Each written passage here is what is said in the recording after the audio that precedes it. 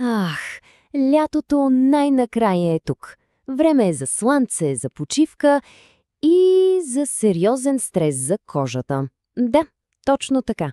Колкото и да обичаме топлите дни, те са истинско, ама истинско изпитание за лицето. Но спокойно, не е нужно да се паникьосваме. Има решение. И така, стигаме до големия въпрос. Как по дяволите да направим така, че кожата не просто да оцелее през лятото, ами направо да цвъфти и да изглежда по-добре от всякога? В следващите няколко минути ще разнишим точно този въпрос. Ето го и нашият план за действие. Първо ще разберем защо лятото всъщност е такова предизвикателство. След това ще посочим с пръст най-големите врагове на кожата. Ще видим как да изберем перфектния летен крем и кои са неговите тайни, но задължителни помощници. И накрая ще обобщим всичко в няколко златни, лесни за запомняне правила. Хайде да започваме! И така, раздел първи – лятното предизвикателство. Преди да се хвърлим към решенията, е супер важно да разберем защо лятото е толкова тежък сезон за кожата. Помислите за това така. Трябва да опознаеш врага, преди да влезеш в битка с него, нали? Само си представете картинката. Навън е адска жега, а после рязко се влиза в студена, климатизирана стая. Към това добавяме праха във въздуха, силното слънце. Всичко това взето заедно просто разбива естествения баланс на кожата. Оставя я дехидратирана, уязвима и, честно казано, доста изтощена. Продължаваме напред с раздел 2 – летните врагове. Добре, установихме, че лятото е стресиращо. Ама кои са конкретните виновници, които крадат здравия блясък на кожата?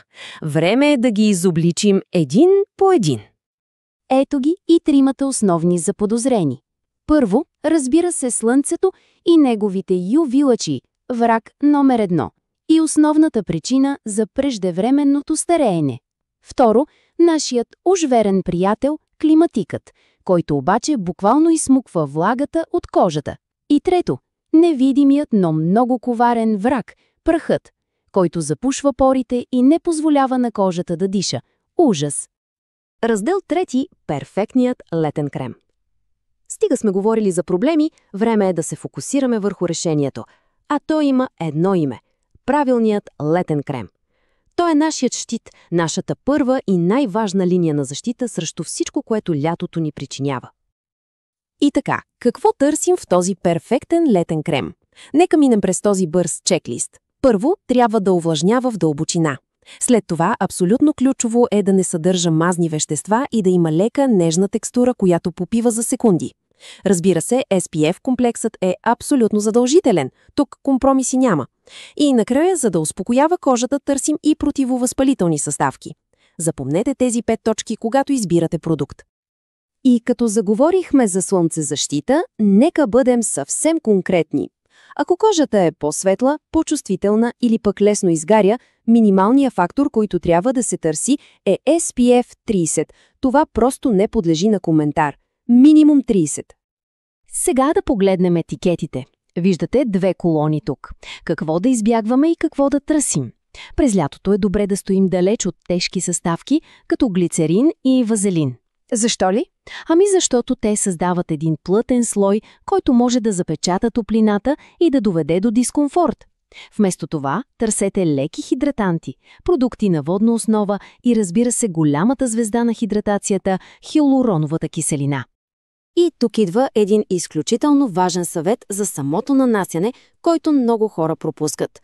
Дори и с най-добрия крем на света, техниката има огромно значение. Ключът е да не се оставя дебел мазен слой. Нанесете крема и веднага попийте излишното количество с кърпичка, така кожата ще си вземе точно колкото и трябва, без да се запушват порите. Раздел 4. Задължителните помощници.